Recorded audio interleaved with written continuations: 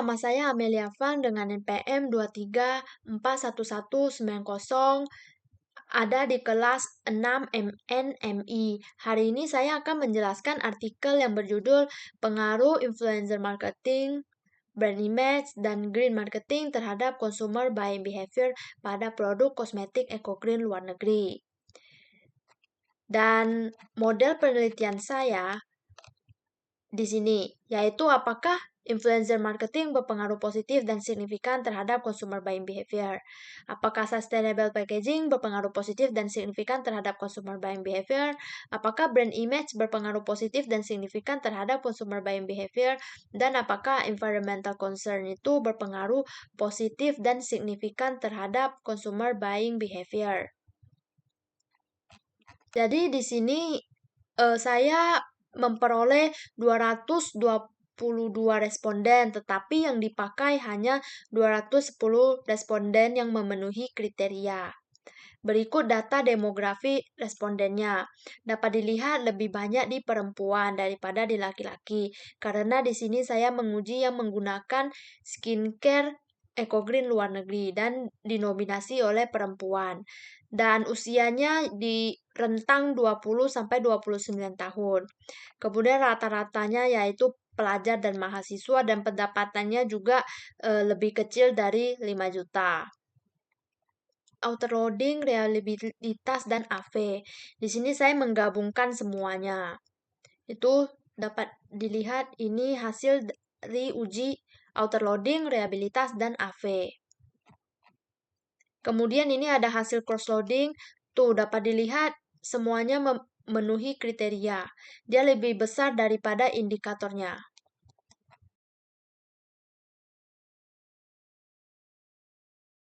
Kita akan menguji Smart PLS. Pertama-tama, kita buka Smart PLS-nya terlebih dahulu. Di bagian paling atas pojok kiri ada New Project. Kita klik New Project. Kemudian di situ kita tambahkan file hasil kuesioner yang sudah kita sebar. Saya tidak tahu ini kenapa tidak muncul, tapi oke, kita lanjutkan saja. Ini sudah muncul. Kemudian kita beri nama file kita. Kita ketik dengan Smart PLS 4. Kemudian setelah itu kita import data file. Kita import data file terlebih dahulu.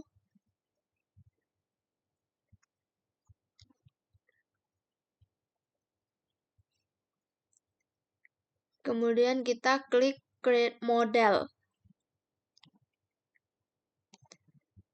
Klik Create Model, kita tunggu.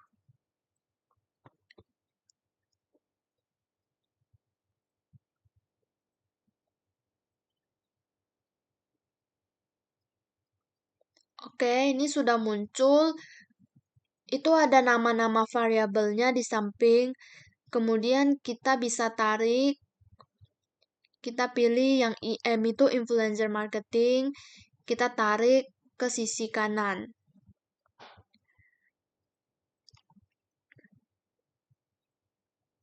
Oke, kemudian kita lanjut ke SP. SP itu sustainable packaging.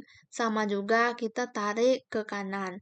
Kemudian di bagian namanya kita tulis sustainable packaging. Kita bisa klik edit. Lanjut di BI. Brand image. Sama juga kita tarik dulu ke samping. Kemudian kita kritik brand image dan muncul. Kemudian yang EC itu environmental concern, tarik. Kemudian kita klik environmental concern. Nanti dia muncul sendiri di bagian bawahnya. Ini tata letaknya kita asal letak dulu. Nanti baru kita susun. Ini lagi loading.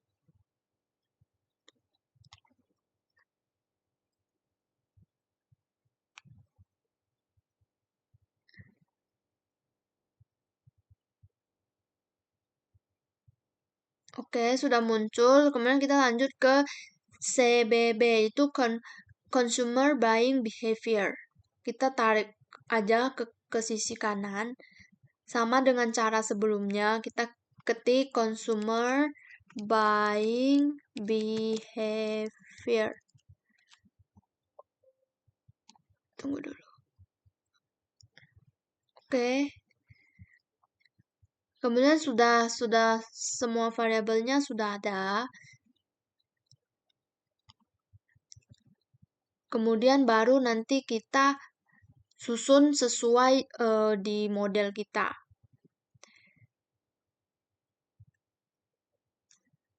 Yang mana independen dan yang mana dependen.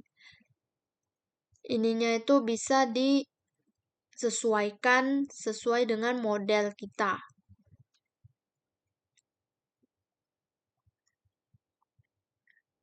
Ini saya susun dulu.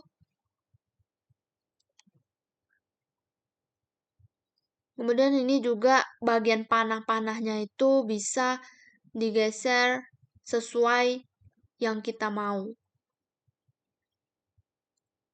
Oke, ini saya susun dulu.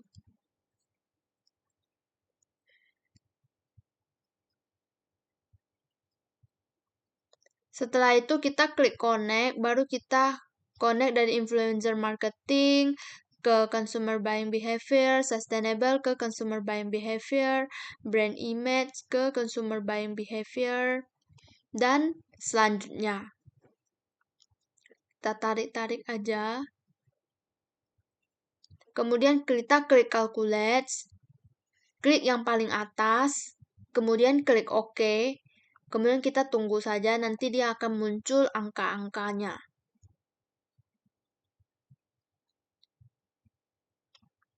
Oke, ini semua sudah muncul. Selanjutnya kita lanjut ke outer loading. Kemudian kita klik, di sini ada angka-angkanya. Angka-angkanya itu harus lebih besar dari 6, karena ingin melihat apakah indikator tersebut tuh mampu mempresentasikan konstruknya dengan baik. Kayak bisa lebih cocok dengan variabelnya sendiri. Baik, di sini kita lihat ada 2 variabel yang tidak cocok, yaitu EC1 dan EC2. Kemudian kita back, kita klik delete, kemudian kita cari EC1 dan EC2, kita hapus EC1 dan EC2. Setelah itu kita klik calculate lagi, klik paling atas, kemudian kita klik OK. Lalu kita tunggu aja. Kemudian udah kita lihat di sini semuanya di atas 6. Maka dari itu outer loadingnya sudah lewat.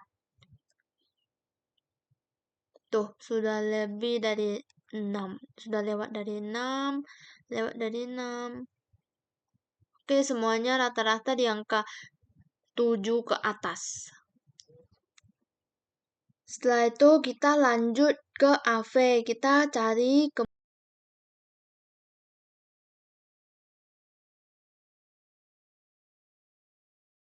kemudian kita klik quality kriteria, kemudian klik construct reliability, klik overview.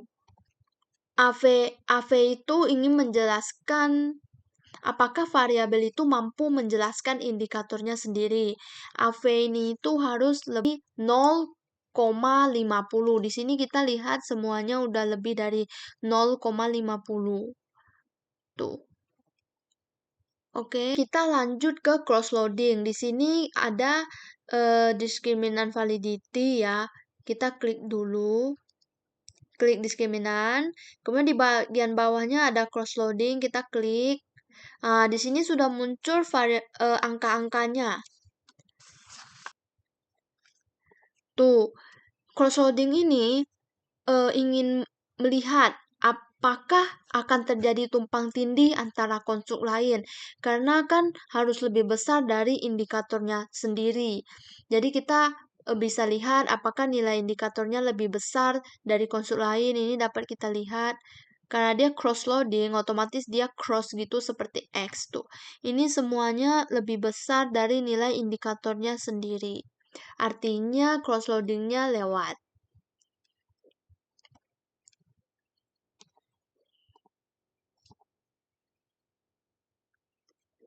Kemudian kita lanjut ke Fornell Laker.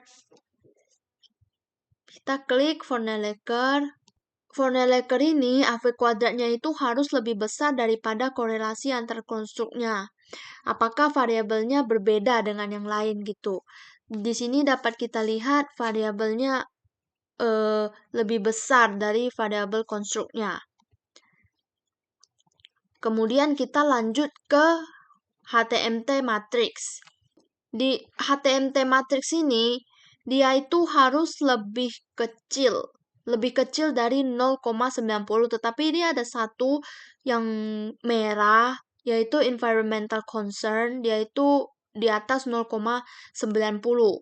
Itu HTMT ini untuk menguji tingkat kemiripan konstruk. Ini artinya variabel ini tuh tingkat kemiripannya tinggi. Kemudian kita lanjut ke reliabilitas. Di sini di bagian konstruk reliability dan validity kita klik aja. Di bagian overview-nya. Di sini dapat dilihat konstruk reliabilitasnya itu semua di atas 0,60 ya. Tuh, 0,60, dia di atas 0,60. Kemudian setelah itu, selanjutnya kita klik R square. Kita klik overview, di sini kita dapat melihat nilai R square-nya. Ini tingkatnya sedang. R square ini untuk menguji apakah variabel independennya dapat menjelaskan variabel dependennya. Dan ini ukurannya sedang.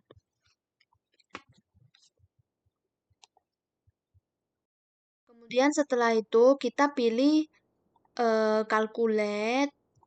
Kita klik bootstrapping, kita pilih 1000 dan pilih yang slow. Kemudian kita tinggal tunggu aja.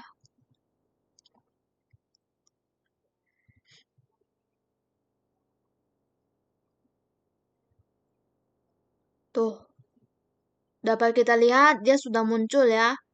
Tapi ini di samping tabel kiri kita ada pad coefficient, tapi ini angkanya semua masih 00. Di sini ada pad coefficient, kalian klik pad coefficient ya.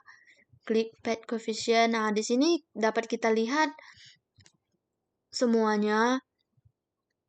Untuk melihat apakah hipotesisnya terbukti atau tidak dilihat dari p-value. Kalau dia lebih besar dari 0,05, itu menandakan hipotesisnya tidak terbukti. Di sini dapat kita lihat hanya ada satu yang terbukti, selebihnya itu di atas 0,05. Yang terbukti hanya di influencer marketing ke consumer buying behavior. Kemudian setelah itu kita klik R square. Di sini kita dapat lihat yang lebih jelasnya ada original sample, sample mean, standar dia, sampai T statistik dia. Kemudian, tuh ini sample mean-nya di 0,499. Kemudian setelah itu kita lanjut ke SRMR. Klik SRMR. Tuh di sini dapat kita lihat ada original sampelnya, sampel dan sampel min-nya. Jadi SRMR ini untuk menguji kesesuaian modelnya, apakah modelnya sudah fit atau belum gitu.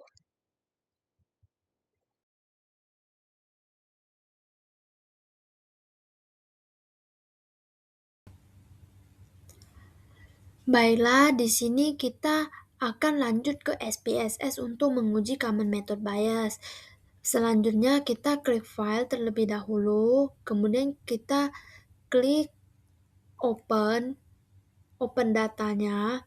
Di sini kita select dulu jadi all file supaya kita itu bisa memasukkan semua data-datanya, tidak hanya data tertentu saja. Kemudian kita klik open. Setelah itu ini diklik OK. Kemudian setelah itu dia akan muncul seperti ini. Setelah muncul seperti ini, kita cari analyze, kita diklik, kemudian cari dimension direction, klik faktor. Di bagian sini, klik semua variabelnya. Setelah itu kita copy ke tab samping, kemudian kita cari extraction, pindahkan ke fixed number, ini diklik angka 1, kemudian klik continue, kemudian klik OK. Dan di sini muncullah data-data yang kita butuhkan, tetapi di sini kita hanya menggunakan yang total variance explained untuk menjelaskan common method bias. Di sini yang kita lihat itu dari percent of variance-nya. Jika dia di bawah 50%, menandakan terbebas dari common method bias. Dan ini punya saya di bawah 50%, yang menandakan datanya itu terbebas dari common method bias.